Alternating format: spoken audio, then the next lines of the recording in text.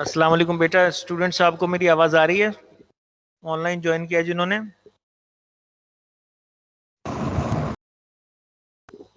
जी बेटा, मेरी आवाज़ आ रही है ऑनलाइन स्टूडेंट्स? यस सर, आपकी आवाज़। और ये शेयर्ड आ गया जो स्क्रीन शेयर किया मैंने? जी सर, आ गई। गुड। अस्सलाम वालेकुम स्टूडेंट्स। वालेकुम सलाम। Today we would start special discussions about some special topics. They are that are related to I/O and the interrupts. So these are important topics we will be discussing. Second important point is कि there was some topics that needed to be covered. तो उसका मैंने YouTube का एक channel बना के upload कर दिए हैं। आपको इन्फॉर्मेशन मिल गई होगी, ग्रुप में मैंने शेयर कर दी थी। तो it's the duty of the students to watch those videos and try to clarify your ideas. बहुत सिंपल वीडियोस हैं, छोटे छोटे 10-10, 15-15 मिनट के। उनको देखिएगा, try to clarify your ideas about those topics. Okay,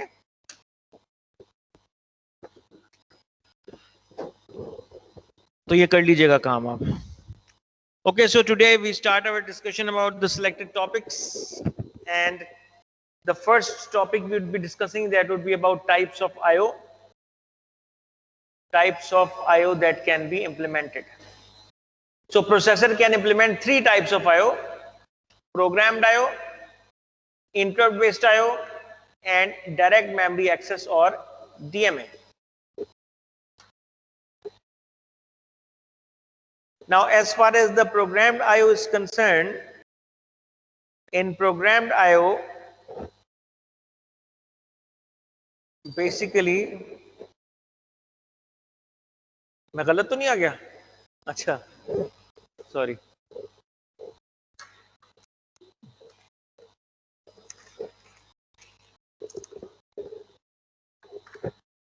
Yes, students, can you hear me? जी बेटा, आवाज आ रही है सबको मेरी? जी sir. So basically in the programmed I/O or the PIO, this is basically the most primitive form of I/O, the most primitive form of I/O arrangement. And इसमें क्या होता है कि I/O always occurs using I/O commands like in and out. तो programmed I/O में I/O कहाँ से होता है? कमांड से होता है, in and out commands. Remember मैंने डिस्कशन किया था डीएमए का, और डीएमए के डिस्कशन में मैंने कहा था कि डीएमए के डिस्कशन से पहले अगर हम डेटा ट्रांसफर करना चाहते हैं from memory to IO, remember, तो हमने कहा था कि one instruction will fetch the data from the memory to the microprocessor and the other instruction would send the data from the microprocessor to the IO device. So two commands would be required to transfer one byte from memory to I/O. तो ये वही कहानी है. And basically it is a very inefficient technique. Why? Because the processor is always checking devices for I/O. That is, it is polling the I/O. So since I/O polling is being taking place, so this is a very primitive form of input and output. इसकी example कैसी है? Programme IO की example बेटा बिल्कुल वैसी है जैसे मैं क्लास में अगर आपको टीच कर रहा हूं, यूजुअली तो तरीका ये होता है ना कि you raise your hands if you have a question and then you ask me. अगर ऐसा नहीं होता तो प्रोग्राम्ड आईओ या पोलिंग से क्या मुराद है? पोलिंग इस तरह से कि मैं हर स्टूडेंट की टेबल पे जाऊं और हर स्टूडेंट की टेबल पे जाके पूछूंगे जी आपने कोई सवाल तो नहीं करना मुझसे. तो नाउ यू कैन सी कि अगर मैं हर स्टूडेंट की टेबल पे जाके बेटा ये पूछ रहा हूँ कि आपने कोई सवाल तो नहीं करना है, तो it's a very inefficient technique. मेरा ज्यादातर टाइम लेक्चर का यही पूछने में लग जाएगा तमाम स्टूडेंट्स से कि आपने कोई सवाल तो नहीं करना, and I won't be able to carry out any useful command like delivering the lecture. तो प्रोग्राम्ड आईओ में भी यही होता है.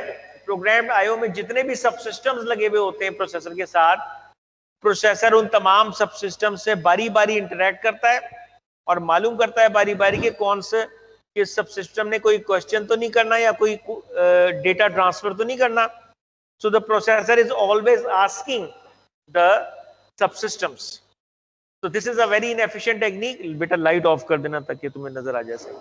So this is a very inefficient technique. इस तरह प्रोसेसर का टाइम वेस्ट होता है बेकार किस्म की बातों में, जैसे चेक करना, पूछना डिवाइस से कि जी आपने डेटा तो नहीं भेजना. The much better and nice technique is interrupt based IO. अब इंटरप्ट बेस्ड आईओ में प्रोसेसर पोलिंग नहीं करेगा and it occurs in response to the request of devices. जिस डिवाइस को प्रोसेसर से कम्युनिकेशन की ख्वाहिश होगी वो रिक्वेस्ट करेगी उस प्रोसेसर को that I want to communicate with you. तो this would be the method. So now definitely it's a very good technique because the processor does not waste time in asking the devices whether they want to communicate or not. जब भी किसी device ने communicate करना होता है वो INTR line पर signal कर देती है प्रोसेसर को और processor knows that it has to respond to that device. तो इंटरप्ट बेस्ड आईओ जो है उसकी एग्जांपल बिल्कुल ऐसी है जैसे क्लासरूम में आप लेक्चर ले रहे होते हैं मेरा. If you have any question you raise your hand. So when you raise your hand, that is basically an interrupt to me to stop the lecture and to attend to your request or to your clarification questions. Okay? तो उसमें क्या होगा? Processor would normally be executing code, जाहिर है, but it responds to interrupt request when it occurs. तो जो device चाहेगी processor से कम्युनिकेट करना वो प्रोसेसर को रिक्वेस्ट करेगी. So it's a much better technique, much efficient technique because processor is not wasting its time. And it is similar to a ringing of a phone or answering to a doorbell. ये बात हम पहले भी कर चुके हैं. Next we move to the DMA. DMA के बारे में मैंने थोड़ी सी बात पहले भी की थी कि हमने कहा था कि DMA is direct memory access. Because if you want to transfer data from IO to memory, it is a very time consuming process because two instructions are required, isn't it? One instruction gets the data into the CPU from the IO device, in instruction hogi hai, and the other instruction would move the data from the CPU to the memory device. That would be an out instruction. The two instructions overhead is required for transferring data, but we can eliminate or remove this two instruction overhead by using DMA. How? By eliminating the processor from the data transfer. हम processor को थोड़ी देर के लिए हटा देते हैं side पे कि जी we want to transfer data, we don't want the processor. So when the processor is eliminated from the data transfer, memory and IO device can directly communicate via another processor which is called as a DMA controller. So DMA controller is also a processor, but it is a specialized processor that deals with transfer of data between source address and destination address. So DMA controller is the specialized processor only designed for data transfer. And one such example of an IC that is used for DMA is A237A. So A237A DMA controller is used for DMA.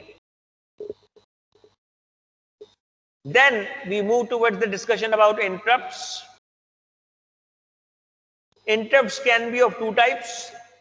They can either be software generated interrupts, और software generated interrupts की जब हम बात करते हैं तो हम instructions की बात करते हैं. They are generated by instructions like INT interrupt, INTO interrupt on overflow, and INT3 which is basically a breakpoint interrupt. So these are the types of instructions that are there. INT, INTO interrupt on overflow, and INT3 instruction. They are also called exceptions. तो जब instruction से interrupt generate करते हैं तो that is called INT interrupt on overflow और INT3. आपने lab में ऐसी कमांड लिखी होगी, लिखिए भला, INT21H लिखा है कभी? लिखा है बेटा? INT21H लिखा है ना? ये क्या चीज होती है? It is an interrupt. और ये कौन सा इंटरप्ट कहलाता है? डॉस इंटरप्ट कहलाता है। तो INT21H is a DOS interrupt. DOS के सब रूटीन्स को अगर कॉल करना हो तो INT21H हम इस्तेमाल करते हैं, which is basically a DOS interrupt. Similarly अगर बायोस के सब रूटीन्स को कॉल करना हो तो दूसरा इंटरप्ट यूज करते हैं, which is called as INT10H। तो INT10H is a BIOS interrupt and INT21H is a DOS interrupt। तो ये तो बात हो गई सॉफ्टवेयर इंटरप्ट्स की। Interrupts can also be hardware generated interrupts. और हार्डवेयर जनरेटेड इंटरप्ट्स की जब हम बात करते हैं तो हम वही पिन्स की बात करते हैं। हमारे पास INTR पिन है, हमारे पास NMI पिन है। And INTR and NMI are both active high inputs. तो अगर कोई भी डिवाइस INTR को 1 कर देती है तो एक इंटरप्ट जनरेट हो जाएगा। या कोई भी पिन अगर तो एक्टिव लो नहीं हो सकती है। सॉरी बेटा, जी बेटा क्या कह रहे हो? जी रिपीट कीजिएगा, क्या कह रहे थे? हैं? अच्छा ठीक है। तो जब हार्डवेयर पिन्स पर इंटरप्ट जनरेट होते हैं वो कहलाते हैं INTR interrupt request pin and non maskable interrupt NMI pin. सबसे इंपॉर्टेंट पॉइंट ये लास्ट वाला है, the most important point. And this most important point is, चाहे हार्डवेयर इंटरप्ट हो चाहे सॉफ्टवेयर इंटरप्ट हो, they interrupt the execution of the program. मैं कह सकते हैं कि INTR जो है एक्टिव लो भी हो सकती है, एक्टिव हाई। एक्टिव हाई है बेटा, INTR एक्टिव हाई है और NMI भी एक्टिव हाई है। तो जो भी डिवाइस INTR को 1 कर देगी या NMI को 1 कर देगी वो इंटरप्ट रिक्वेस्ट कर रही होगी, ठीक है? एक्टिव हाई पिन्स हैं। Good, that was a good question. तो क्या होगा, जैसे ही INTR पिन 1 हो जाएगी या सॉफ्टवेयर इंटरप्ट हम जनरेट करेंगे तो जो करंट एग्जीक्यूशन होगी प्रोग्राम की वो इंटरप्ट हो जाएगी और प्रोग्राम कहां पे चला जाएगा? एक और सब रूटीन पे चला जाएगा जिसका नाम होता है इंटरप्ट सर्विस प्रोसीजर, ISP या इंटरप्ट हैंडलर। तो जैसे आपने सी लैंग्वेज में देखा है ना कि मेन फंक्शन चल रहा होता है, फिर आप अपना कोई फंक्शन कॉल करते हैं तो कंट्रोल उस फंक्शन में चला जाता है। जब वो फंक्शन एग्जीक्यूट हो जाता है तो वापस आप मेन पे आते हैं। तो इंटरप्ट्स में भी यही होगा। अगर तो INT इंस्ट्रक्शन एग्जीक्यूट करेंगे तब भी होगा कि प्रोसेसर उस ISR पे चला जाएगा, उस सब रूटीन पे चला जाएगा, उस फंक्शन पे चला जाएगा, पूरा उसको एग्जीक्यूट करेगा, फिर वापस आएगा आपके मेन प्रोग्राम पे। अगर कोड एग्जीक्यूशन के दौरान हार्डवेयर इंटरप्ट जनरेट करती है कोई डिवाइस, यानी कि INTR को 1 कर देती है या NMI को 1 कर देती है, तो उसमें भी प्रोसेसर क्या होगा, करंट प्रोग्राम छोड़ के उस सब रूटीन या फंक्शन पे चला जाएगा जिस फंक्शन का नाम होता है इंटरप्ट सर्विस प्रोसीजर और इंटरप्ट हैंडलर। उसको पूरा एग्जीक्यूट करके वो फिर वापस आ जाएगा। क्लियर हो गई बात?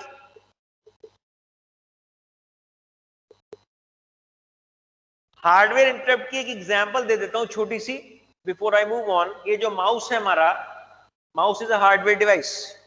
जब मैं माउस को हिलाता हूं, मूव करता हूं, तो it generates an interrupt to the processor और ये इंटरप्ट जनरेट करके प्रोसेसर को बताता है कि जी आई एम द माउस और मेरा जो ISR है उस पर चले जाएं आप। तो प्रोसेसर कोड को छोड़ के माउस के ISR को चला जाता है, इसको एग्जीक्यूट करता है, फिर माउस के ISR को एग्जीक्यूट करके फिर वापस आ जाता है। क्लियर? सिमिलरली अगर कीबोर्ड में मैं कोई की प्रेस करता हूं तो कीबोर्ड इंटरप्ट करता है INTR पिन पर प्रोसेसर को, जिसके जवाब में कीबोर्ड बताता है प्रोसेसर को that I am the keyboard, please go to my interrupt service routine और इंटरप्ट हैंडलर। तो प्रोसेसर वो प्रोग्राम छोड़ के जब कॉल करता है ISR को या इंटरप्ट हैंडलर को, पूरे को एग्जीक्यूट करके फिर वो वापस आ जाता है। क्लियर हो रही है बात? ये एक सिंपल सी टाइमलाइन है इंटरप्ट्स की। ये विद रिस्पेक्ट टू टाइम है, ये टाइम एक्सेस है और ये T लिखा है हमने। तो ये आपका कोड एग्जीक्यूट हो रहा है, कीबोर्ड ने इंटरप्ट किया आपको, तो ये कीबोर्ड का ISR इतने टाइम के लिए रन हुआ, कीबोर्ड का ISR खत्म हुआ, तो कंट्रोल कहां पे आ गया दोबारा, मेन प्रोग्राम पे। यहां पे प्रिंटर ने इंटरप्ट किया प्रोसेसर को, तो मेन प्रोग्राम छोड़ के चला गया प्रिंटर के इंटरप्ट पे, उसको पूरा एग्जीक्यूट किया, फिर वापस आया मेन पे, उसके बाद फिर दोबारा प्रिंटर ने इंटरप्ट किया, and so on. Is everyone clear? तो बिल्कुल जिस तरह फंक्शंस कॉल होती हैं सी लैंग्वेज में, उसी तरह से इंटरप्ट्स भी कॉल होते हैं। तो इंटरप्ट्स की जो कॉल है वो बहुत सिमिलर है टू फंक्शन कॉल्स या subroutine calls. Okay students, कोई क्वेश्चन हो तो बीच में please feel free to interrupt me and ask. अच्छा जी, अब कुछ इंपॉर्टेंट पॉइंट डिस्कस करते हैं रिगार्डिंग इंटरप्ट्स।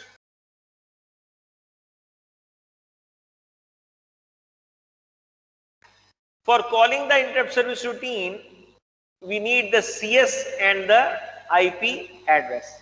जाहिर है किसी भी इंस्ट्रक्शन को एग्जीक्यूट करना हो या किसी भी कोड को एग्जीक्यूट करना हो, तो प्रोसेसर को उस इंस्ट्रक्शन का सेगमेंट एड्रेस पता होना चाहिए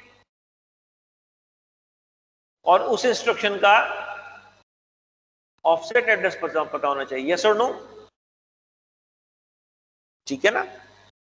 तो इसके लिए जो सेगमेंट एड्रेस होता है वो जाता है किसमें, CS में, और जो ऑफसेट एड्रेस होता है वो कौन सा एड्रेस होता है, IP का एड्रेस होता है।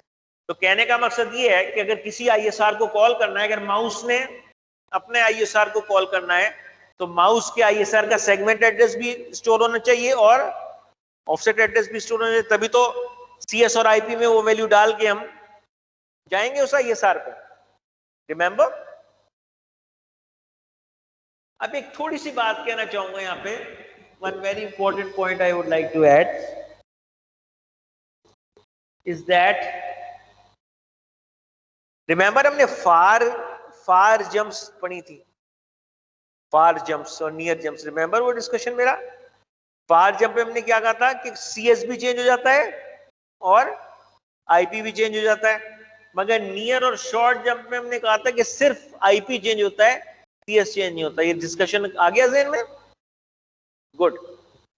इसी तरह से जो ISR है,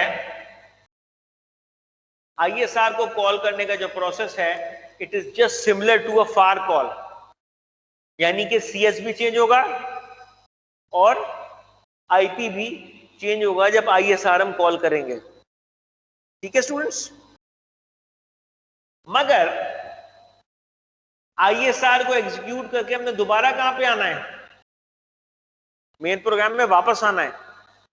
तो बेसिकली होगा क्या कि CS और IP चेंज करने से पहले जो करंट वैल्यू है CS और IP की, उसको हम पुश कर देंगे स्टैक के ऊपर। रिमेंबर मैंने जब सब रूटीन्स आपसे डिस्कस किए थे, तो मैंने कहा था कि हम पुश करते हैं रिटर्न एड्रेस और फिर रिटर्न एड्रेस को पॉप करते हैं। यस और नो? है ना? बताया था मैंने, है पुश ऑफ में, पॉप में मैंने बताया था। तो वैसे ये होगा कि ISR का CS और IP डालने से पहले जो करंट CS और IP है वो पुश कर देंगे हम स्टैक पे, फिर ISR का CS और IP हम डालेंगे, उस ISR को एग्जीक्यूट करेंगे, फिर जब रिटर्न करेंगे ISR से तो हम पुराना CS और IP पॉप कर लेंगे ताकि हम मेन प्रोग्राम में यहां पे वापस आ जाए। क्लियर? तो ISR में कॉल करने से पहले रिटर्न एड्रेस पुश और पॉप होंगे CS और IP के की वैल्यूज, फिर CS और IP चेंज होगा और जब वापस आना होगा मेन प्रोग्राम में, ISR जब खत्म होगा तो हम पॉप करेंगे CS और IP की प्रीवियस वैल्यूज को ताकि मेन प्रोग्राम में वापस आ सके। ओके? अब एक इंपॉर्टेंट क्वेश्चन ये है कि जिस ISR पे हमने जाना है उस ISR का सेगमेंट एड्रेस और ऑफसेट एड्रेस कहां से मिलेगा? उस ISR का सेगमेंट एड्रेस और ऑफसेट एड्रेस हमें मिलेगा एक स्पेशल टेबल से जिसको कहते हैं इंटरप्ट वेक्टर टेबल और IVT। तो इंटरप्ट वेक्टर टेबल और IVT हमें बताता है बेटा कि ISR का एड्रेस क्या होगा। क्या मतलब है? अगर माउस को हिलाते हैं हम और माउस इंटरप्ट करता है प्रोसेसर को, तो माउस बताएगा कि जी मैं माउस हूं, आप आईवीटी में जाएं और मेरा सीएस और आईपी वहां से उठाएं और उस पर जंप कर जाएं। तो प्रोसेसर जाएगा आईवीटी में, आईवीटी से सीएस और आईपी निकालेगा माउस का, उसको पुट करेगा सीएसआईपी में और जंप कर जाएगा आईएसआर में। तो जितने भी इंटरप्ट वेक्टर्स आएंगे हमारे पास, जितने भी आईएसआर के सीएस और आईपी आएंगे, वो कहां पे स्टोर हो रहे होंगे? आईवीटी में, इंटरप्ट वेक्टर टेबल में, जब हम रियल मोड ऑफ ऑपरेशन की बात करते हैं। तो नेक्स्ट इंपॉर्टेंट क्वेश्चन क्या है? ये आईवीटी स्टोर कहां पे होता है? It is stored in the first 1K bytes of memory, जिसका एड्रेस है 0000 से लेके 003FFH तक। शाबाश, ठीक है। अब ये 1024 क्यों है? इसलिए कि टोटल 256 इंटरप्ट वेक्टर्स है। शाबाश। और हर इंटरप्ट वेक्टर 4 बाइट्स का होता है। 4 बाइट्स का क्यों होता है? 2 CS के बाइट्स होते हैं और 2 IP के बाइट्स होते हैं। एक्सक्यूज मी, हेलो, वालेकुम सलाम सर। जी जी सर, बोल रहा हूं। मैं 303 में हूं, आप बेच के मंगवा लें। जी okay sir, sorry about that.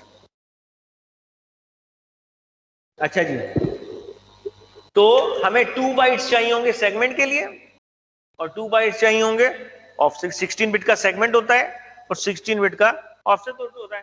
Total 4 bytes हो गए। और कितने टोटल वेक्टर्स हैं? 256। तो 256 multiplied by 4 gives us 1024 bytes. Clear? और ये स्टोर कैसे होंगे? 2 bytes of IP followed by 2 bytes for CS. अब ये कुछ इंफॉर्मेशन इंटरप्ट वेक्टर और आईवीटी के बारे में है। बेसिकली ये जो वेक्टर नंबर बताए में 0 से 31, ये इंटरप्ट टाइप्स कहलाती हैं। या तो इनको इंटरप्ट वेक्टर कहते हैं या ये कहलाती हैं इंटरप्ट टाइप्स। तो इंटरप्ट वेक्टर या इंटरप्ट टाइप क्या होता है? ये एक स्लॉट होता है, जिस स्लॉट में 4 बाइट्स स्टोर होते हैं। 2 bytes for IP and 2 bytes for CS. ये हम अपने समझने के लिए बनाते हैं। मेमोरी में तो जाहिर है बाइट्स ही स्टोर हो रहे होते हैं, ये हम अपनी अंडरस्टैंडिंग के लिए स्लॉट बनाते हैं। तो हर इंटरप्ट टाइप एक स्लॉट होता है जिसमें 2 bytes for IP followed by 2 bytes for CS. तो स्लॉट नंबर 0 से लेके स्लॉट नंबर 31 तक रिजर्व्ड है। ऑपरेटिंग सिस्टम इसको रिजर्व करता है, आप इसको छेड़ नहीं सकते और छेड़ना भी नहीं चाहिए। अच्छा, वेक्टर्स 32 to 255, ये स्लॉट 32 से 255 प्रोग्रामर्स के लिए अवेलेबल है। आप खेल सकते हैं इससे, आप चेंज भी कर सकते हैं। फिर बाकी के वेक्टर्स बता दिए गए कि कुछ रियल मोड में, कुछ प्रोटेक्टेड मोड में। मैंने जो अपने ऑनलाइन लेक्चर्स रखे हैं अपने यूट्यूब चैनल पे, उसमें ये मैंने डिस्कस भी किया हुआ है, प्रोटेक्टेड मोड और रियल मोड। आप देख लीजिएगा तो उसमें कंसाइज डिस्कस हुआ हुआ है, आपको आइडिया हो जाएगा। हाँ, real mode and protected.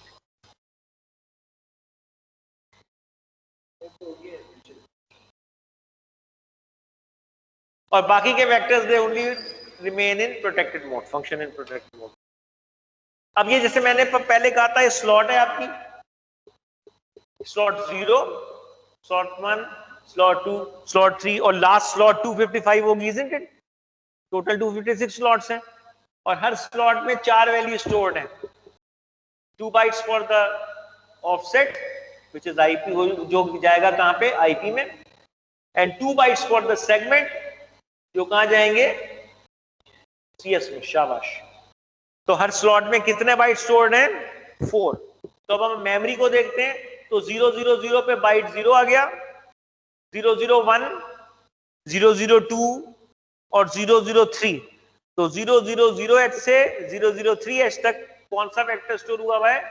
Vector 0 या टाइप 0।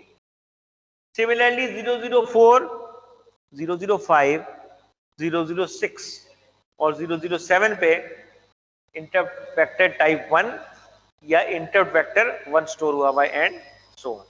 यहां तक बात क्लियर हो रही है? इसी तरह से बाकी के एड्रेस भी हमारे पास हो, कंटिन्यू होते रहेंगे बिल्कुल। Now some point about interrupt instructions. मैंने पहले कहा था इंटरप्ट INT इंस्ट्रक्शन है जिसके जरिए से हम सॉफ्टवेयर इंटरप्ट्स कॉल करते हैं। These are called software interrupt. Interrupt on overflow ये कंडीशनल इंटरप्ट है। अगर ओवरफ्लो फ्लैग 1 होगा तभी हम इंटरप्ट करेंगे, अगर ओवरफ्लो फ्लैग 0 होगा तब हम इंटरप्ट नहीं करेंगे। Interrupt on overflow. इंटरप्ट 3 जो है वो कहलाता है ब्रेक पॉइंट। और ब्रेक पॉइंट क्या होता है? हर इंस्ट्रक्शन के बाद अगर आपने रुकना हो, if you want to stop after every instruction, तो you can call INT 3।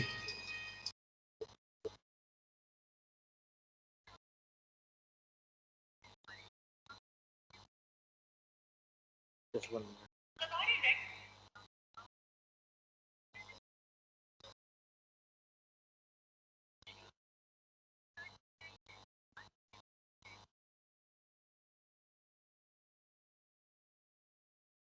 I'm sorry, too much things going on at the same time. Interrupts. Okay. अच्छा जी, तो ये तीनों इंस्ट्रक्शन क्या करेंगी?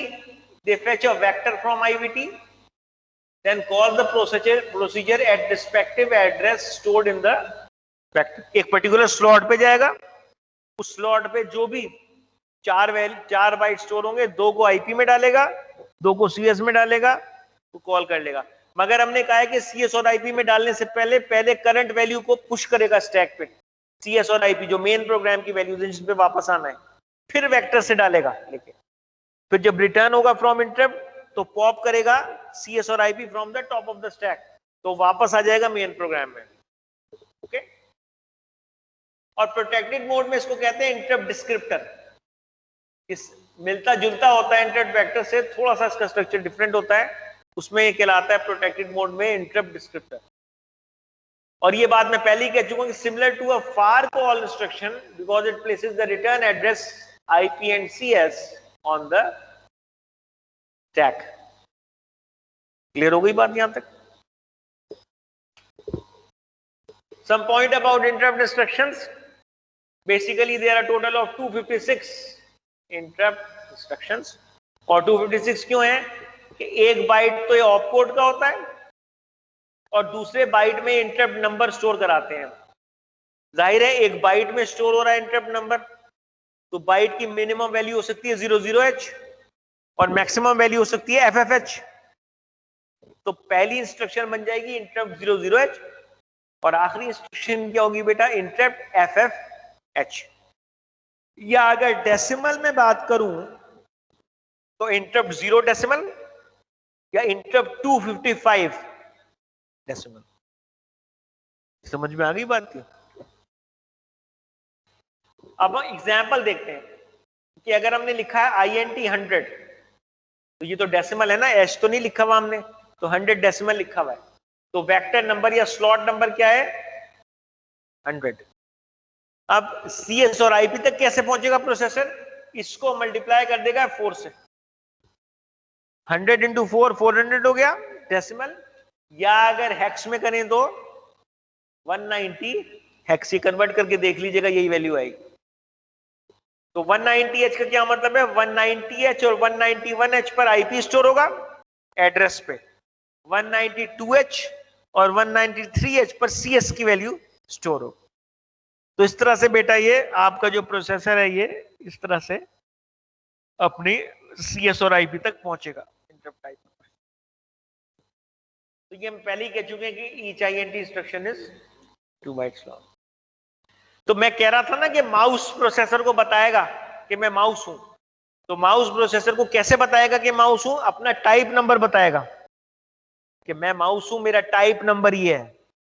उसको 4 से मल्टीप्लाई करेगा प्रोसेसर और उस मेमोरी लोकेशन पे जंप करके बेटा CS और IP की वैल्यू फेच कर देगा। कीबोर्ड जब इंटरप्ट करेगा तो कीबोर्ड अपना टाइप नंबर बताएगा प्रोसेसर को कि जी मैं कीबोर्ड हूं, मेरा टाइप नंबर ये है। तो प्रोसेसर उस टाइप नंबर पे जाएगा नहीं, उसको पहले 4 से मल्टीप्लाई करेगा और फिर उस एड्रेस पे जाके CS और IP की वैल्यूज को उठाएगा and so on. Okay, now we start a little discussion about hardware interrupt processing. और हार्डवेयर इंटरप्ट प्रोसेसिंग में मैंने क्या कहा था?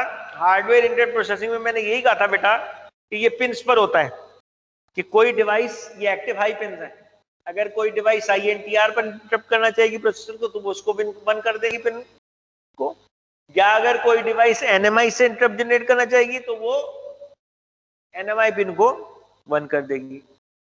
और प्रोसेसर अगर रेडी होगा उस इंटरप्ट को प्रोसेस करने के लिए तो कैसे बताएगा? वो INTA बार पिन को 0 कर देगा. तो जब वो INTA बार पिन को 0 कर देगा तो डिवाइस को पता चल जाएगा कि मेरी जो रिक्वेस्ट थी इंटरप्ट की, that has been answered by the microprocessor. तो ये प्रोसेस होता है कि जब भी कोई हार्डवेयर डिवाइस इंटरप्ट करना चाहती है प्रोसेसर को, वो INTR लाइन को 1 कर देती है और इसके रिस्पॉन्स में प्रोसेसर INTA बार लाइन को क्या कर देता है? 0 कर देता है. अब इस डिस्कशन के बाद क्या मैं ये नहीं कह सकता कि नॉर्मल हालत में जब इंटरप्ट नहीं होगा तो INTR 0 होगी और INTA बार लाइन 1 होगी? जब कोई भी इंटरप्ट जनरेट नहीं होगा, आई रिपीट, तो INTR लाइन 0 होगी बेटा, उसके रिस्पॉन्स में INTA बार लाइन 1 होगी. जैसे ही प्रोसेसर को कोई डिवाइस इंटरप्ट करना चाहेगी वो INTR को 0 कर देगी और इसके रिस्पॉन्स में प्रोसेसर INTA बार लाइन को क्या कर देगा? 1 कर देगा. सब समझ गए? तो नॉर्मल हालत में क्या होगा? INTR 0 होगी जिसके मुकाबले में INTA बार लाइन 1 होगी जब इंटरप्ट नहीं हो रहे. ओके, ये बहुत सिंपल सी डायग्राम है इंटरप्ट प्रोसेसिंग की. ये बेटा हमारी इंटरप्ट रिक्वेस्ट है. जाहिर है यहां पे इंटरप्ट रिक्वेस्ट 1 हो गई तो डिवाइस ने इंटरप्ट कर दिया प्रोसेसर को, यस और नो? कर दिया ना. यहां पे इंटरप्ट नहीं किया हुआ था, यहां पर इंटरप्ट कर दिया. तो जब INTA बार लाइन 1 होती है, सॉरी INTR बार लाइन जब 1 हो जाती है तो INTA बार लाइन को क्या करता है प्रोसेसर? 0 कर देता है. शाबाश. तो ये INTA बार लाइन 0 हो गई इसके रिस्पॉन्स में. अब ये एक्चुअली होगी तो 0, मगर जो एरिया ऑफ इंटरेस्ट है वो ये वाले पॉइंट्स हैं टाइम, ये वाला पॉइंट टाइम का और ये वाला पॉइंट. क्या मतलब है? प्रोसेसर यहां पे INTA बार लाइन 0 हुई है, एवरीवन एग्रीज? लो हुई है कि नहीं हुई है? तो यहां पे बेटा प्रोसेसर इंटरप्ट वेक्टर या इंटरप्ट टाइप नंबर रीड करेगा फ्रॉम द डेटा बस. ये डेटा बस की लाइन है D0 टू D7. ठीक है, तो इस पॉइंट इन टाइप पे प्रोसेसर जो है वो इंटरप्ट टाइप नंबर या इंटरप्ट वेक्टर नंबर रीड करेगा. क्या मतलब है इस बात का? अब गौर से सुने. माउस ने, जब हमने माउस को हिलाया तो माउस ने INTR को 1 किया जिसके रिस्पॉन्स में प्रोसेसर ने INTA बार लाइन को 0 कर दिया. मगर अब माउस क्या करेगा? माउस दूसरा काम ये करेगा कि डेटा बस पे प्रोसेसर की अपना टाइप नंबर प्लेस कर देगा कि भैया मैं माउस था, मेरा टाइप नंबर 20 था, फॉर एग्जांपल 20H था, तो ये 20H की वैल्यू कहां प्लेस हो जाएगी? डेटा बस पे, जिसको प्रोसेसर यहां पे इस वक्त रीड कर लेगा. तो यहां पे जिस वैल्यू को रीड करेगा उसको 4 से मल्टीप्लाई करेगा और वहां से फिर IP और CS को उठा के स्टोर कर लेगा. Any question? भाई स्टॉप फॉर 1 और 2 क्वेश्चंस. यहां तक हो रही है बात क्लियर? कोई क्वेश्चन बेटा कर सकते हैं आप, online students as well as other students. जी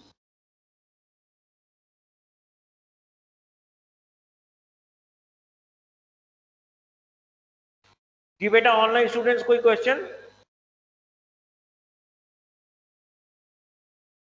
नो सर. ठीक है, अब एक सिंपल सा सर्किट है उसको देख लेते हैं. कोई भी खतरनाक सर्किट नहीं है. ये क्या चीज लगी हुई है? 244 क्या चीज है? अब तो आप असाइनमेंट भी कर चुके हैं, अब तो आपको 244 ज़बानी याद हो चुका होगा. बफर है. यूनिडायरेक्शनल है या बाई डायरेक्शनल है? 244 इज अ यूनिडायरेक्शनल बफर। ठीक है, इसकी जो एनेबल इनपुट्स हैं उसको हमने INTA बार से कनेक्ट किया हुआ है, और बफर की इनपुट्स इन डिप स्विच से कनेक्टेड है। यहां पे जो भी 1 और 0 हमने देना है वो हम किसकी मदद से देते हैं? इन डिप स्विचेस की मदद से देते हैं। क्या मतलब है इस बात का? इन डिप स्विच को मैं जरा ड्रॉ कर लेता हूं दोबारा।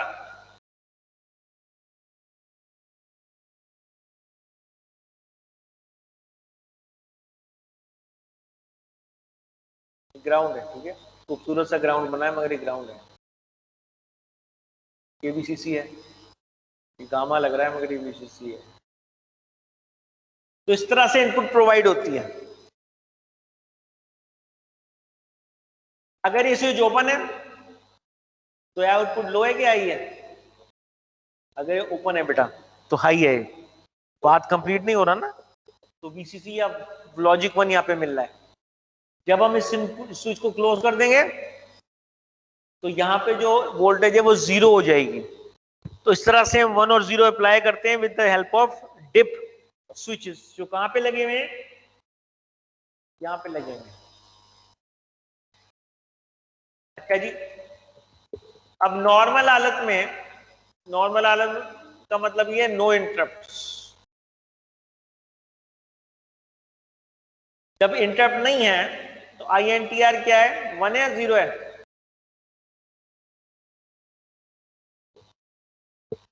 बताइए, नॉर्मल हालत में जब इंटरप्ट जनरेट नहीं हो रहा तो INTR 1 है या 0 है? 0 है, शाबाश, लो है। उसके मुकाबले उसके रिस्पॉन्स में INTA बार लाइन क्या है? शाबाश। सब समझ रहे हैं? तो नॉर्मल हालत में INTA बार लाइन क्या हो गई? 1 हो गई, मगर ये एक्टिव लो इनपुट्स थी, तो ये 1 होने से क्या ये बफर डिसेबल नहीं हो गया? ऑफ नहीं हो गया? इसकी गेट इनपुट्स हमने 1 कर दी। तो इस हालत में बफर क्या हो गया? डिसेबल हो गया। डिसेबल होने का मतलब है ओपन सर्किट हो गया। तो इसका ताल्लुक डेटा बस से नहीं रहा, डिस्कनेक्ट हो गया। शाबाश, गुड। मगर जब इंटरप्ट होता है, ऑन इंटरप्ट,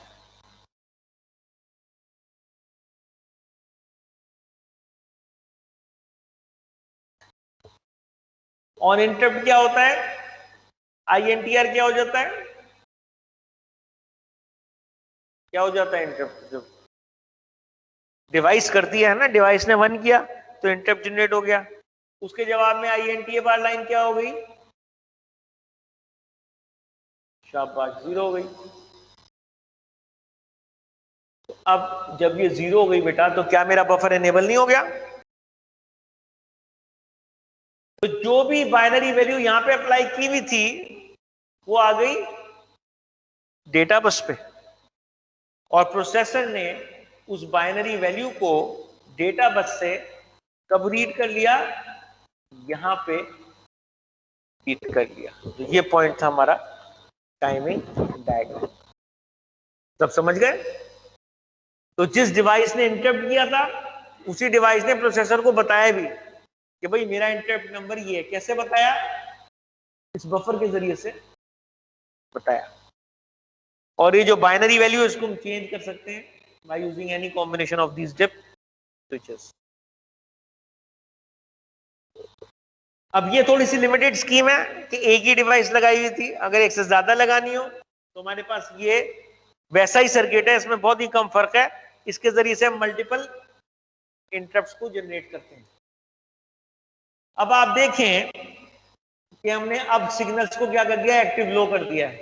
ये हमारे पास डिवाइसेस लगी हुई हैं, IR0 bar, IR1 bar, IR2 bar, IR3 bar, 4 bar, 5 bar and 6 बार। तो टोटल 6 डिवाइसेस लगी हुई हैं, 7 लगी हुई हैं, लगी हुई हैं। और वो इस तरह से लगी हुई है, डिवाइस 0 जो है IR0 बार है, और आखिरी डिवाइस जो लगाई हुई है हमने IR6 बार है। अब जब इंटरप्ट जनरेट नहीं कर रहा है तो इन लाइंस को 1 होना चाहिए, 0 होना चाहिए। जब कोई भी डिवाइस इंटरप्ट जनरेट नहीं कर रही तो इन लाइंस को 1 होना चाहिए, 0 होना चाहिए। 1 होना चाहिए, शाबाश, लेकिन 0 हो जाएगी फिर तो जनरेट कर रही होगी, एक्टिव लो इनपुट्स है ना। तो जब कोई इंटरप्ट जनरेट नहीं हो रहा बेटा तो तमाम लाइंस क्या हो गई, 1 हुई हुई है। अब इस बफर की 8 टोटल इनपुट्स होती हैं, 8 इनपुट्स, मगर 7 डिवाइस लगानी थी। एक इनपुट को हमने क्या कर दिया है, परमानेंटली 1 कर दिया है। कर दिया है कि नहीं कर दिया है? तो ये तो चेंज नहीं होगी, ये हमेशा 1 रहेगी।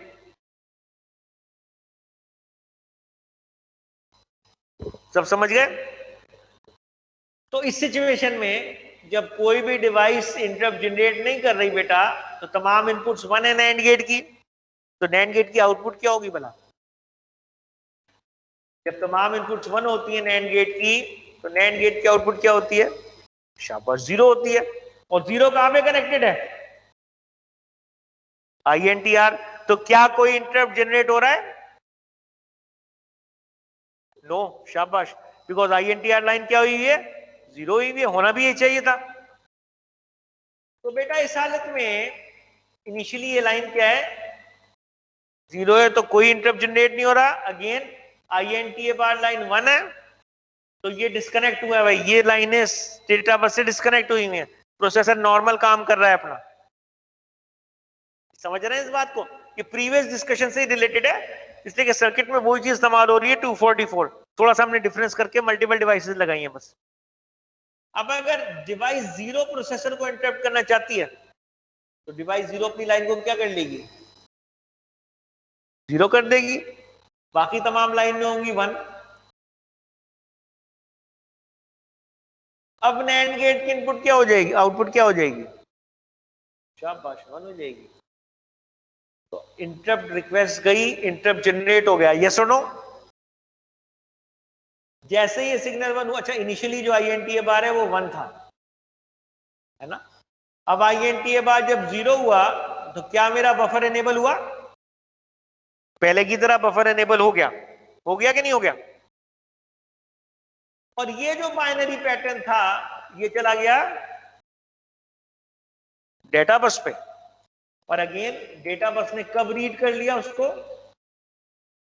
इस पॉइंट पे रीड कर लिया, वेक्टर आ गया, और डिवाइस 0 के वेक्टर को यूज करके प्रोसेसर मल्टीप्लाई बाय 4 किया प्रोसेसर ने, और वो जंप कर गया उस IVT में, उस पर्टिकुलर CS और IP पे। Any questions up till now? हाँ,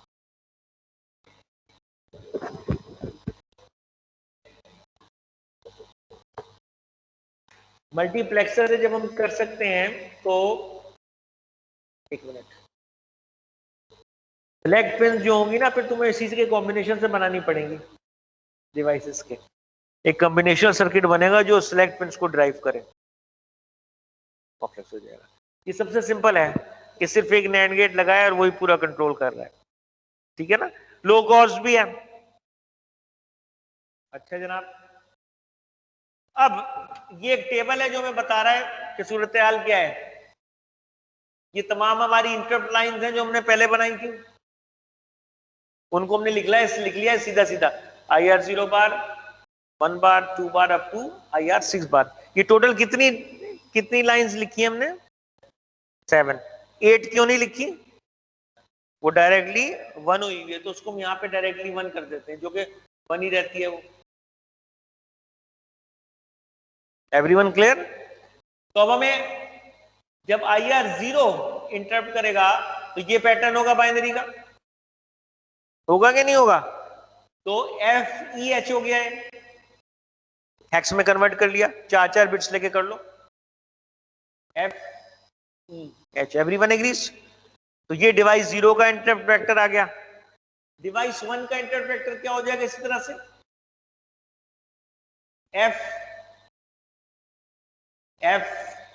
FDH and so on.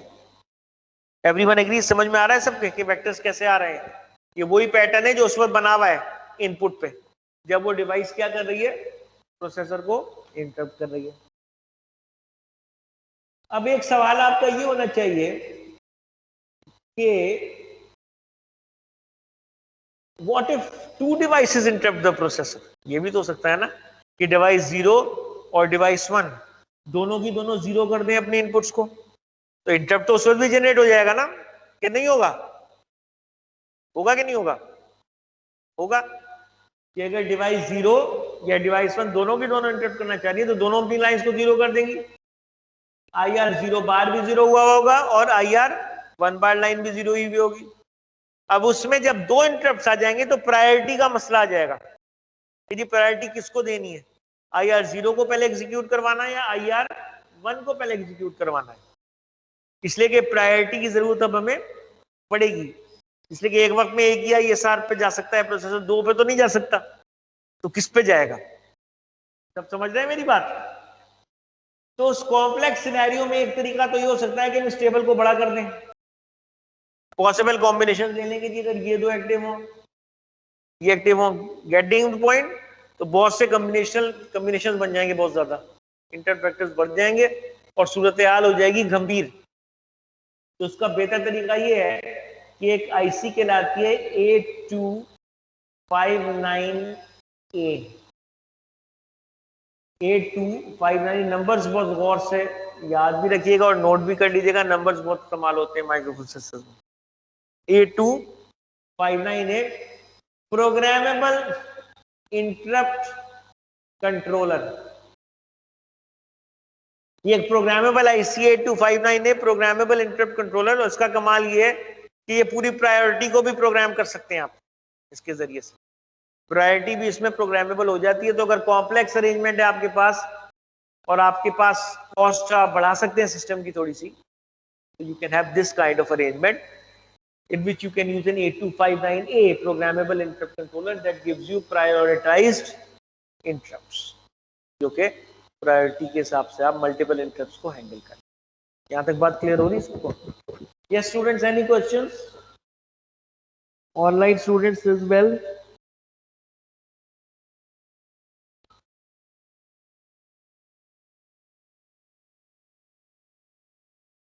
Okay हाँ अप टू 8 डिवाइसेस को करती है और प्रायोरिटी को भी कंट्रोल करती है। सिंपल प्रायोरिटी भी रख सकते हो, रोटेटिंग प्रायोरिटी भी रख सकते हो, मल्टीपल ऑप्शंस मिल जाती हैं। This is a more flexible programmable solution अगर आपको कॉम्प्लेक्स हो। अगर सिंपल ऐसी डिवाइसेस हैं जो एक वक्त में एक ही डिवाइस इंटरप्ट करेगी, आपको पता है किससे ज्यादा नहीं करेगी, तो it's the best thing that can have the least costly solution. ठीक है, last but not the least हम डीएमए ऑपरेशन को थोड़ा सा डिस्कस कर लेते हैं। तो basically in the DMA operation only 2 instructions are required. अच्छा, अगर डीएमए नहीं करते तो हमने देखा था ना कि 2 इंस्ट्रक्शन चाहिए होती हैं। अगर रैम से आउटपुट डिवाइस को डेटा भेजना है तो डेटा पहले रैम से सीपीयू में आएगा एक इंस्ट्रक्शन से, फिर दूसरी इंस्ट्रक्शन से डेटा सीपीयू से आउटपुट डिवाइस पे जाएगा। रिमेंबर, एक बाइट ट्रांसफर करने के लिए 2 इंस्ट्रक्शन चाहिए थी, जो कि बहुत इनएफिशिएंट था। तो उसी को अवॉइड करने के लिए हमने क्या इंट्रोड्यूस किया, डायरेक्ट मेमोरी एक्सेस और डीएमए। और डीएमए में क्या होता है, इन द डीएमए ऑपरेशन और DMA cycle a device called a DMA controller is used. और डीएमए आईसी का नंबर क्या है, 8237A। डीएमए कंट्रोलर करता क्या है, the DMA controller signals the processor on the hold pin that it wants to transfer data using DMA. Remember, जो hold pin को मैं डिस्कस कर चुका हूं पहले। होल्ड पिन मैंने कहा था कि इनपुट है प्रोसेसर की, तो जब भी डीएमए कंट्रोलर डीएमए करना चाहता है प्रोसेसर के साथ, तो वो होल्ड पिन को क्या कर देता है, 1 कर देता है। जिसके जवाब में अगर प्रोसेसर एग्री करता है डीएमए को, तो प्रोसेसर डीएमए कंट्रोलर को जवाब देता है कि ठीक है जी, मैं राजी हूं डीएमए के लिए। और वो कैसे बताता है इस बात को, HLDA या होल्ड एक्नॉलेज पिन को एक्टिवेट करके। जब HLDA मिल जाता है कंट्रोलर को, then DMA transfer is initiated. अब DMA ट्रांसफर इनिशिएट करने से पहले कुछ इंपॉर्टेंट इंफॉर्मेशन है जो DMA कंट्रोलर में स्टोर कराना जरूरी होती है, और वो इंपॉर्टेंट ऑपरेशन क्या है जो DMA कंट्रोलर में स्टोर कराना जरूरी होती है, वो ये है। पहली इंफॉर्मेशन क्या होती है? सोर्स मेमोरी और आईओ एड्रेस, जिसको रीड करना है DMA कंट्रोलर ने। डेस्टिनेशन मेमोरी और आईओ एड्रेस, जिसको राइट करना है DMA कंट्रोलर ने। और last, total number of bytes, कितने बाइट्स सोर्स एड्रेस से डेस्टिनेशन एड्रेस पर ट्रांसफर कर। तो ये 3 की इंफॉर्मेशन है जो प्रोसेसर क्या करता है, DMA कंट्रोलर को देता है DMA इनिशिएट करने से पहले। इसलिए कि वंस DMA इनिशिएट हो जाएगा प्रोसेसर दूर चला जाएगा, processor would be sleeping, processor won't be participating on the system बस। तो DMA होता ही प्रोसेसर के बगैर है। The DMA controller carries out the DMA. Okay. अच्छा जी, what is the DMA process?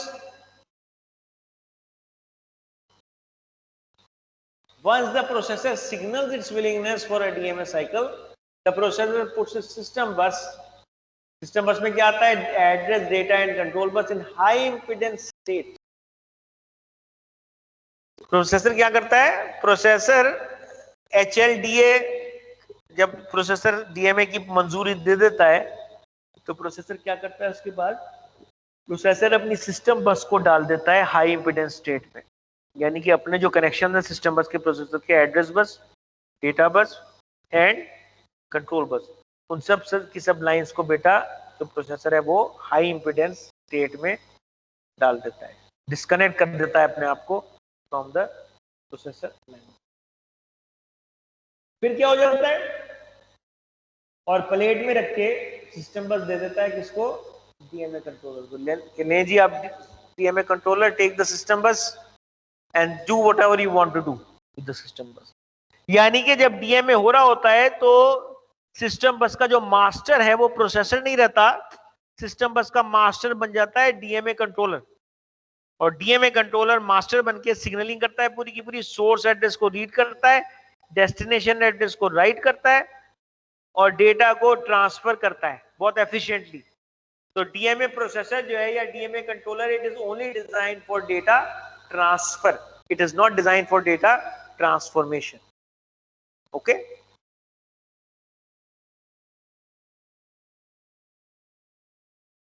once the DMA process is complete, the A to G7। अच्छा, अब processor जो है वो तो सो रहा है, प्रोसेसर जागेगा कैसे? DMA controller would interrupt the processor by an interrupt. DMA controller DMA complete करके प्रोसेसर को INTR लाइन पर इंटरप्ट कर देगा, हार्डवेयर इंटरप्ट, रिमेंबर। उसके रिस्पॉन्स में प्रोसेसर जो है वो जाग जाएगा अपनी, in response to which the processor removes the high impedance state on its buses and resumes normal operation। तो जब इंटरप्ट मिलेगा प्रोसेसर को DMA का तो प्रोसेसर को पता चल जाएगा कि DMA कंप्लीट हो चुका है, हाई इंपीडेंस स्टेट रिमूव कर देगा प्रोसेसर और दोबारा से processor would be the master of the system बस। So this is how basically the DMA cycle operates, and it's in fact end of my lecture of today.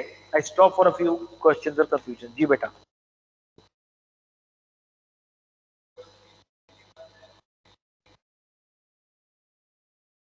नहीं देखो,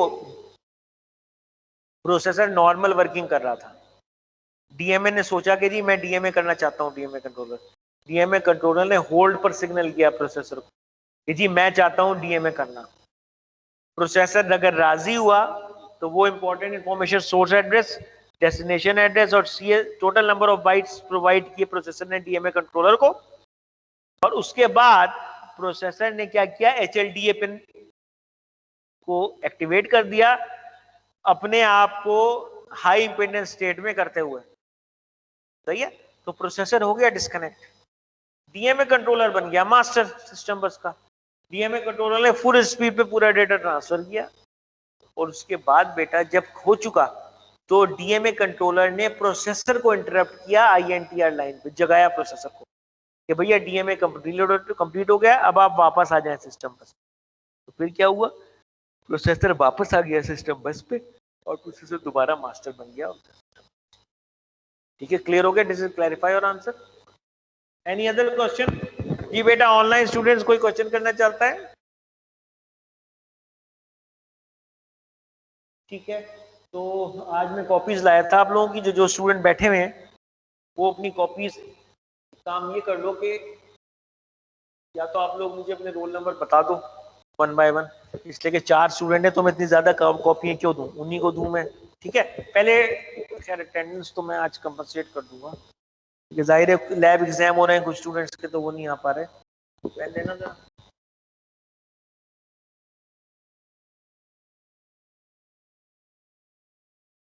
आज date क्या है?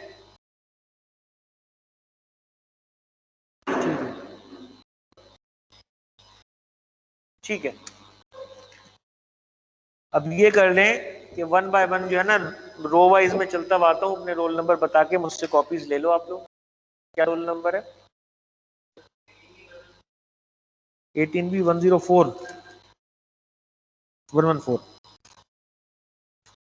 और जिनके फोल्ड हुए हैं ना उनके फोल्ड रहने देना, मैंने उनके रखे नाम जिनके नाम नहीं आ रहे। जी बेटा, 19B।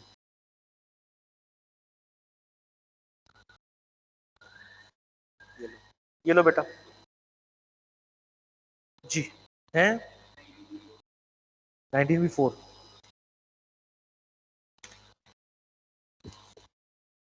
जी ये पूरे एडजस्ट किए हुए, जिन लोगों ने टाइम पे असाइनमेंट जमा कराया था उनको +2 भी मैंने कर दिए, उसी में कर दिए मैंने। ठीक है, अब एक चीज मैं जरूर कहना चाहूंगा,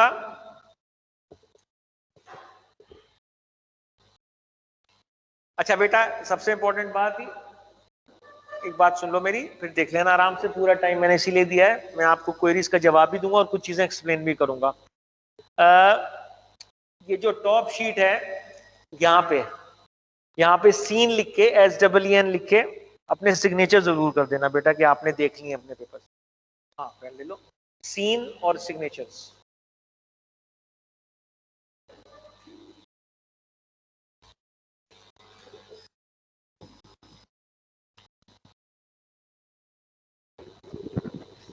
अच्छा, पेपर से रिलेटेड ये मैं इंपॉर्टेंट इन्फॉर्मेशन अभी बताऊंगा, तो मैं इसको रिकॉर्ड भी कर रहा हूं ताकि जो ऑनलाइन स्टूडेंट्स हैं वो भी सुन सकें और आप लोग भी बाद में रेफर कर सकते हैं। ठीक है, टोटलिंग देख लीजिएगा, टोटलिंग में कोई मिस्टेक ना हो। अगर टोटलिंग में मिस्टेक हो तो मुझे बताइएगा, मैं एक्सप्लेन करूंगा जरा डिटेल में। अभी आप लोग पहले अपना पेपर देखना चाह रहे हैं या पहले चाह रहे हैं कि मैं एक्सप्लेन कर दूं? 5 मिनट दे दूं आप लोगों को?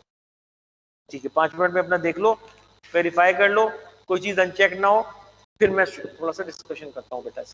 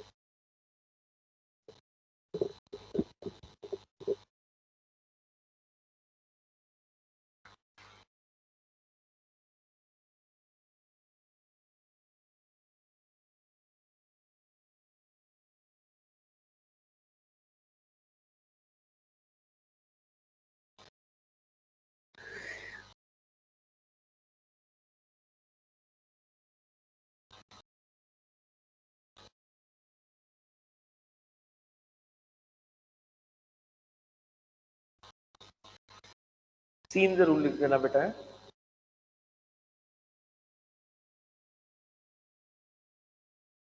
और सिग्नेचर कर देना आपको।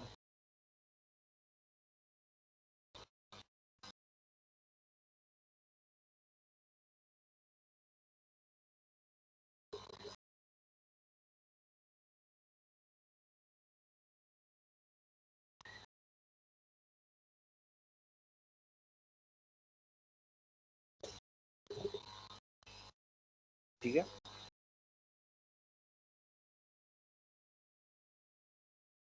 मैं एक्सप्लेन कर सकता हूं थोड़ा, ठीक है? इंपॉर्टेंट चीजें बताना चाहूंगा। Basically question number 1, you had to write down the addressing modes. Addressing modes का मतलब ये सिर्फ नाम लिखने थे आपने एड्रेसिंग मोड, ठीक है? एड्रेस कैलकुलेशन नहीं था। अगर एड्रेस जनरेटेड लिखा होता तब आप एड्रेस भी कैलकुलेट करते, तो यहाँ पे आपने सिर्फ एड्रेसिंग मोड्स के नाम लिखने थे। अब जाहिर है अगर कोई एड्रेस कैलकुलेट कर रहा है तो वो गलत है, इसलिए कि वो रिक्वायर्ड नहीं है, नेम्स और रिक्वायर्ड। क्लियर? अगर दोनों हो तो फिर दोनों करेंगे आप, जैसे असाइनमेंट 1 में था तो वो दोनों थे, उस पर भी मैं थोड़ा सा अभी गुफ्तगू कर दूंगा।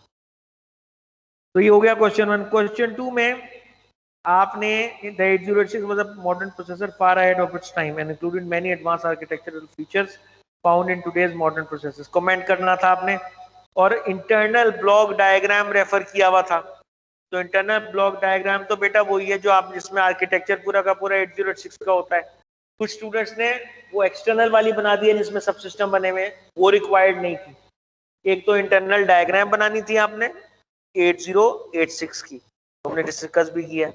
फिर उसमें फीचर्स बताने थे, जैसे क्यू है, Q was an advance feature जिससे पैरेललिज्म आता है। BIU और EU जो है वो सेपरेट रखे गए हैं, that is again an advance feature that is found in today's processors and तो थोड़ा सा डिस्क्राइब करके इस तरह देना, इस तरह से आंसर देना था क्वेश्चन 2, और फिर अकॉर्डिंगली आपके मार्क्स आए जितना जिस स्टूडेंट ने वो उसको किया है। क्वेश्चन 3 एक इंटरेस्टिंग क्वेश्चन था, इसमें you are a designer of a modern processor, और रिक्वायरमेंट क्या थी कि 2 मेगाबाइट्स मेमोरी एक्सेस करनी है उसने, and it should have true 32 bit performance. तो ये this was actually very simple question. True 32 bit का मतलब तो जेन में आपके ट्रू एन बिट वाला आइडिया था कि उसकी data bus, registers and ALU, those 3 should be 32 bits. तो एक पॉइंट तो ये था। सबसे इंपॉर्टेंट पॉइंट यह था कि एड्रेस बस की कैलकुलेशन करनी थी, और एड्रेस बस की कैलकुलेशन चूंकि 2 मेगाबाइट ऑफ मेमोरी थी, तो 2 इंटू 1024 इंटू 1024 ये आपके पास कैपेसिटी आ जाती पूरी। तो log of in brackets 2 into 1024 into 1024 divided by log of 2, आप इसको सॉल्व करते तो आपके पास 21 लाइंस आती। n equals 21 was the correct answer for this particular processor।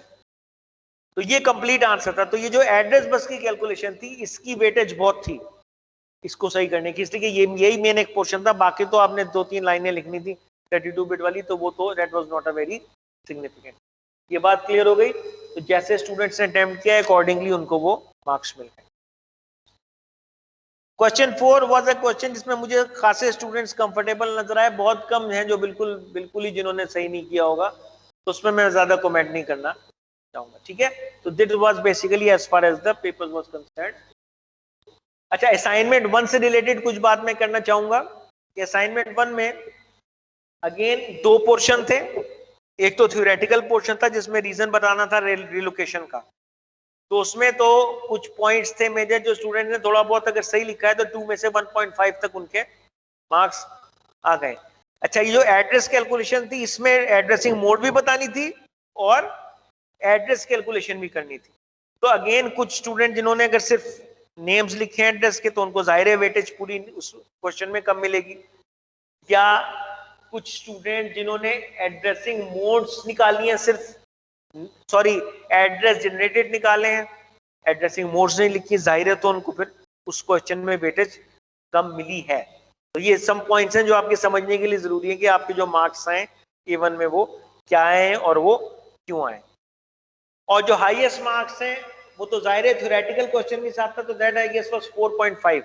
4.5 उन स्टूडेंट्स को मिले हैं जिन्होंने एड्रेसिंग मोड्स भी बिल्कुल सही निकाली हैं, कैलकुलेशंस भी सही की हैं, और आंसर्स भी जो है वो इतने दिए कि 2 में से अप टू 1.5 उनके वो जो क्वेश्चन था कौन सा थ्योरेटिकल उसमें भी आ गए बेटा। तो this was the scheme for और रूब्रिक्स फॉर असाइनमेंट 1। और असाइनमेंट 2 के रूब्रिक्स ये हैं कि उसमें आपने मल्टीप्लेक्सिंग भी बतानी थी, उसकी भी डायग्राम बनानी थी, इसलिए कि वो सेपरेट लिखा था हमने कि डीमल्टीप्लेक्सिंग के रिस्पेक्टिवली बताएं, फुली बफर्ड के रिस्पेक्टिवली बताएं, और फिर फंक्शनिंग के रिस्पेक्टिवली भी बताएं। तो जिन स्टूडेंट्स ने, अच्छा इसमें 5 मार्क्स किन स्टूडेंट्स को मिले होंगे?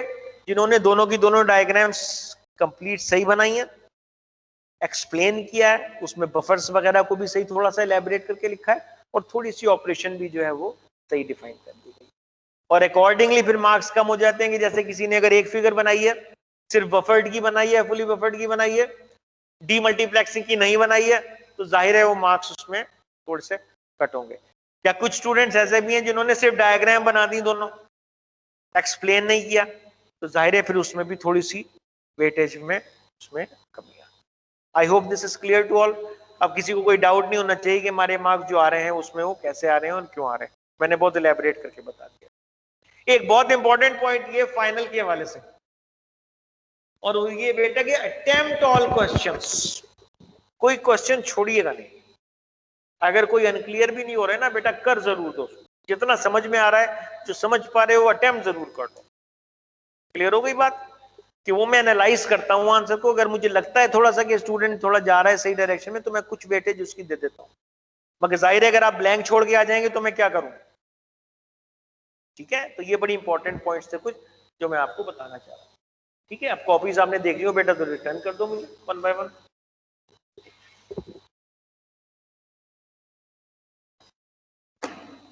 सॉर्ट, हाँ वो भी इंक्लूड होगा, मिड वाला भी और मिड के बाद वाला भी। ठीक है, 19B4, हाँ बिल्कुल बिल्कुल, एक मिनट, हाँ बिल्कुल मेल करना।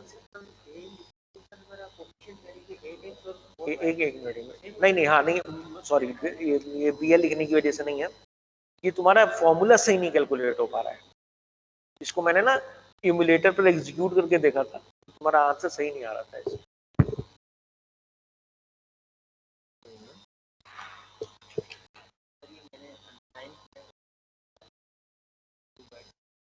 इसको एक तो ये कि एक ही पोर्शन में करना था आपको, ठीक है ना, तो मल्टीपल किस्तों में नहीं, एक ही में करके, और फॉर्मूला सही नहीं है, फॉर्मूला करना था इसको।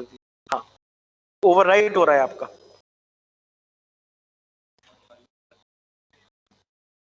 नहीं, जो 2 तो तुम्हारे असाइनमेंट के आए ना, तो बस ठीक है, तुम्हारे असाइनमेंट के आए तो वो 20.5 हो गए, तो 0.5 तुम्हारे फिर मैं एडजस्ट कर दूंगा, जाहिर है, इसलिए कि कोई मुझे जगह मिल नहीं रही थी और मेरे ध्यान में है।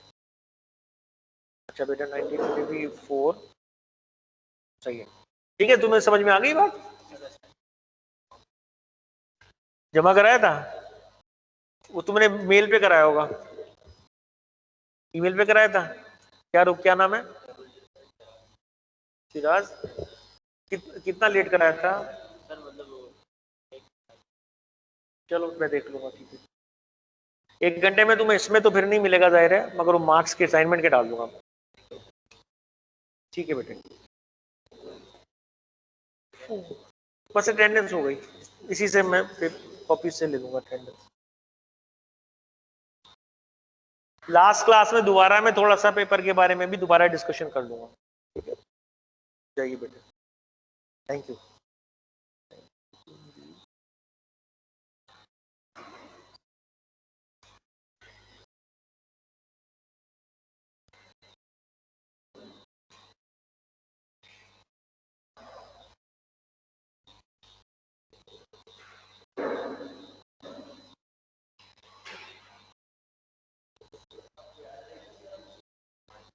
हाँ तुम्हारी मेल है मेरे ज़हन में, तुमने मेल की थी, तुम और क्रॉस चेक कर लेना। 19B4